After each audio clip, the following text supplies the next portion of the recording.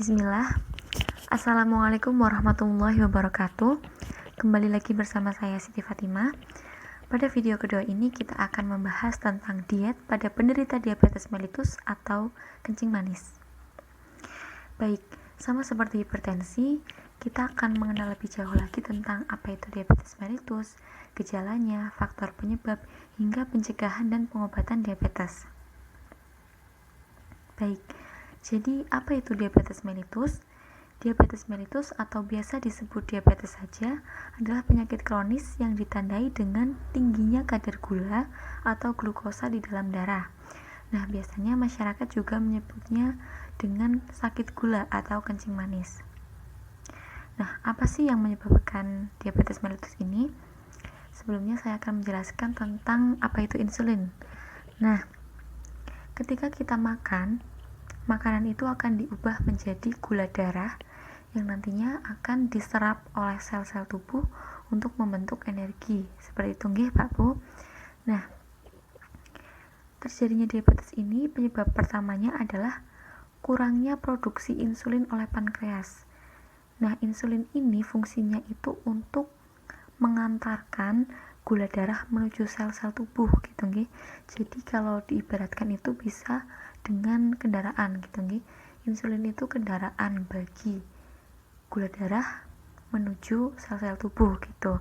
Nah, ketika tubuh kekurangan insulin, artinya tidak ada kendaraan untuk mengangkut gula darah menuju sel, yang nanti akan menyebabkan gula darah itu tetap beredar di peredaran darah gitu nggih. Dan nanti kadarnya akan semakin meningkat dan terjadilah diabetes. Nah, untuk penyebab kedua itu adalah gangguan respon tubuh terhadap insulin.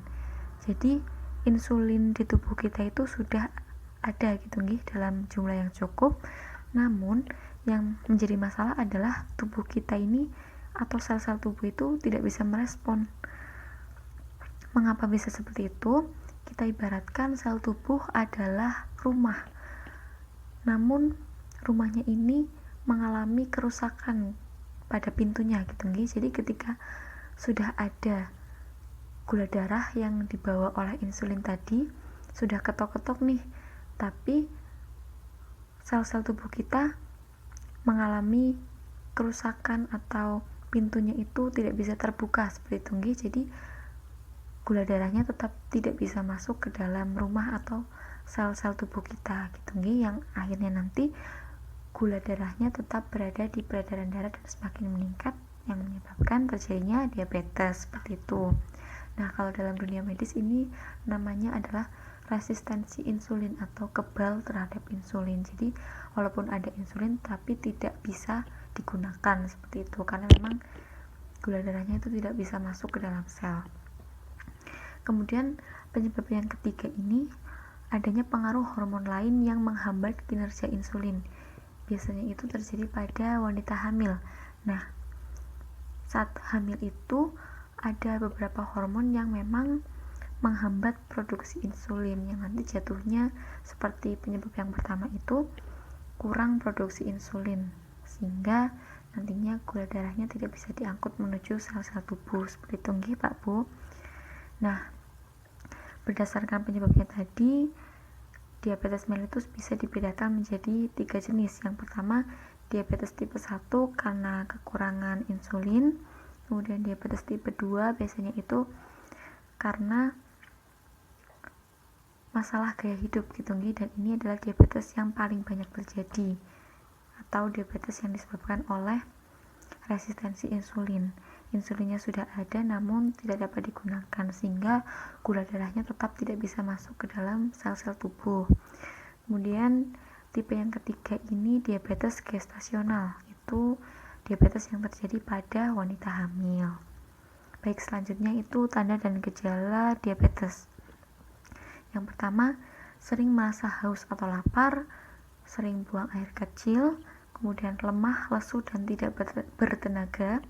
Ini terjadi karena sel-sel tubuh itu tidak mendapatkan gula darah untuk membentuk energi gitu nggih. Jadi memang gula darahnya tidak bisa masuk ke sel sehingga selnya tidak bisa menghasilkan energi sehingga lemah, lesu, dan tidak bertenaga seperti itu.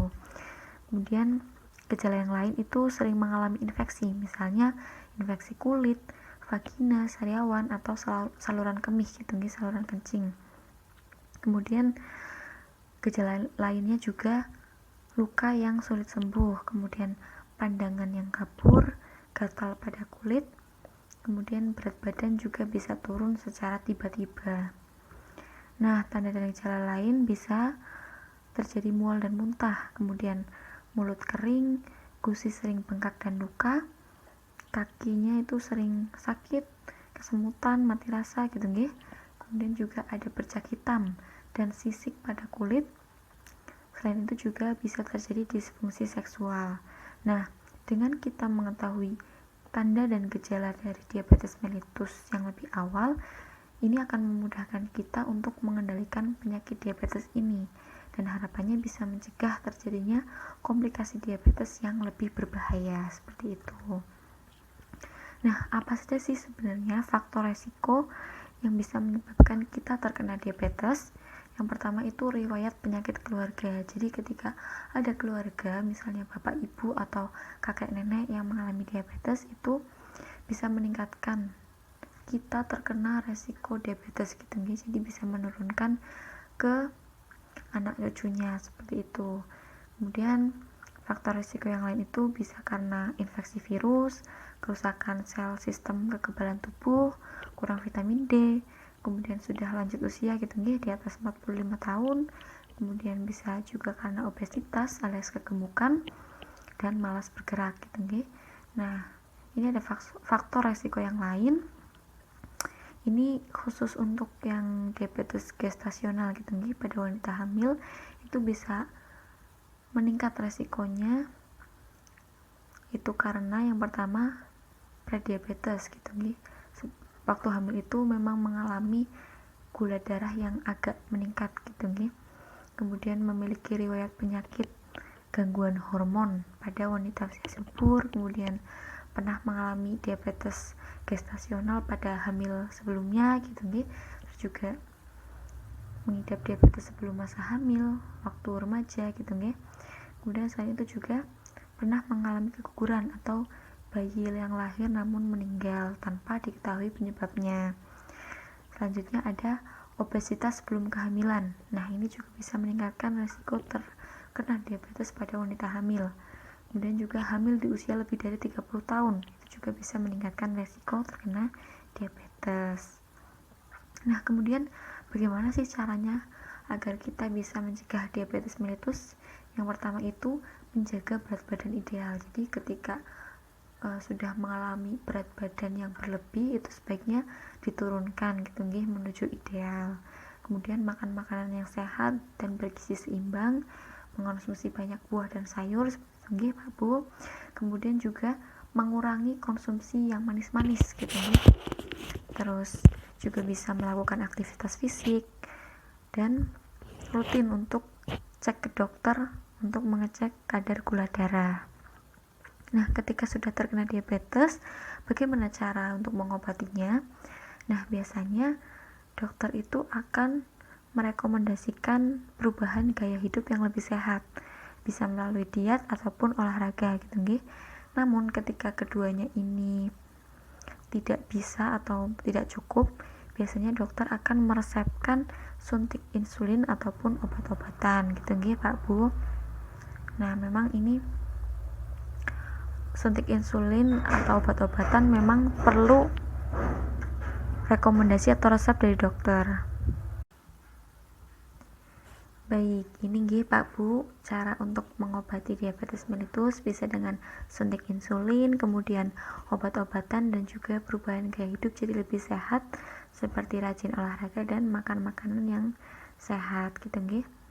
Kemudian cara untuk mengendalikan diabetes sama seperti tadi nggih, intinya adalah perubahan gaya hidup jadi lebih sehat dengan diet yang sehat, kemudian olahraga rutin gitu nggih, minimal 3 kali seminggu. Kemudian juga rutin untuk cek gula darah, kalau bisa itu setiap hari, seperti itu. Baik, selanjutnya kita akan membahas tentang diet pada penderita diabetes mellitus. Nah, ini dietnya adalah diet 3C, yaitu diet yang tepat jumlah, jenis, dan jadwal. Baik, jadi tujuan diet ini adalah yang pertama untuk mempertahankan gula darah mendekati normal, kemudian mencapai kadar serum lipid atau lemak yang normal, mencapai berat badan yang normal, kemudian memberikan energi yang sesuai kebutuhan, jadi tidak kurang ataupun tidak berlebihan. Nah, selain itu juga untuk mencegah terjadinya komplikasi pada penderita diabetes sehingga dapat mempertahankan kualitas hidupnya menjadi lebih baik, seperti itu. Nah, berikut ini merupakan prinsip 3C. Untuk jumlah, itu berapa banyak makanan yang perlu dikonsumsi gitu nggih, itu disesuaikan dengan berat badan ideal. Jadi, biasanya pada penderita diabetes itu punya berat badan yang berlebih, sehingga untuk menghitung kebutuhannya itu dihitung berdasarkan berat badan ideal. Nah, bagaimana cara menghitungnya dan berapa banyak gitu nggih? Itu biasanya melalui hasil konseling gizi. Namun bagi Bapak Ibu yang tidak sempat untuk konseling gizi, bisa menggunakan prinsip isi piringku gitu nggih. Jadi dalam satu piring itu setengah porsinya untuk buah dan sayur, kemudian sepertiga piring yang lain itu nasi gitu nggih. Utamanya ini nasi merah gitu nggih. Nanti saya akan jelaskan lebih lanjut.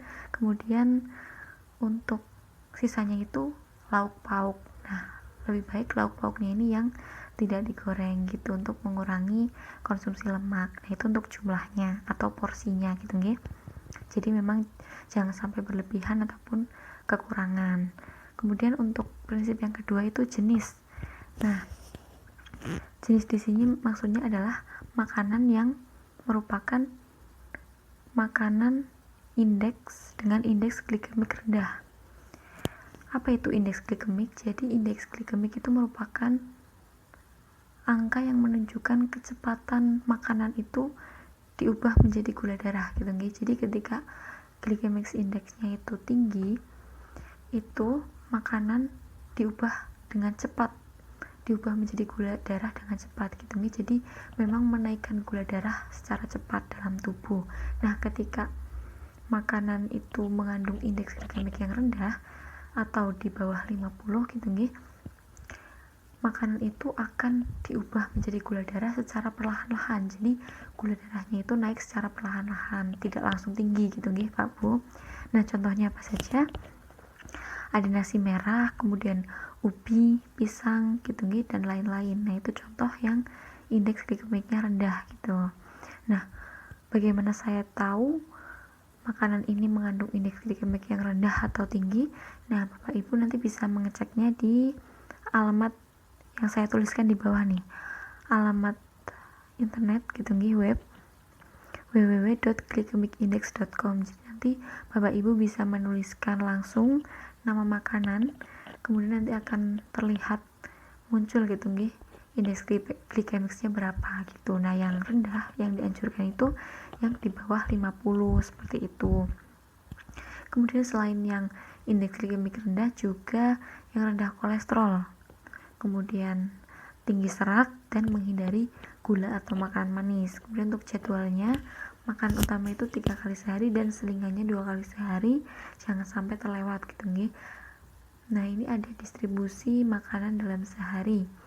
Jadi memang makan itu sebaiknya 3 kali sehari makan utamanya, dan selingannya itu 2-3 kali. Nah, kenapa seperti ini? Karena memang untuk menjaga gula darahnya lebih stabil gitu nggih. Kalau misalnya kita ambil contoh melewatkan sarapan atau melewatkan makan pagi, nanti bisa jadi pas dimakan siang itu terlalu lapar gitu nggih. Nanti malah porsi makan pagi ditaruh di porsi makan siang, nanti malah jadinya berlebihan sampai 50% dimakan siang gitu nggih. Nah, itu bisa bahaya karena bisa meningkatkan kadar gula darah secara cepat seperti itu. Kemudian untuk komposisi makanan yang dianjurkan, untuk karbohidrat intinya adalah yang berserat tinggi. Kemudian menghindari karbohidrat sederhana seperti gula pasir atau gula jawa, sirup, selai, susu kental manis, minuman dalam botol gitu nggih yang berperasa, es krim, kue manis, bolu, pokoknya yang manis-manis gitu nggih Pak Bu. Nah, yang dianjurkan itu seperti apa? Contohnya adalah nasi merah, jagung putih, ubi gitu nggih.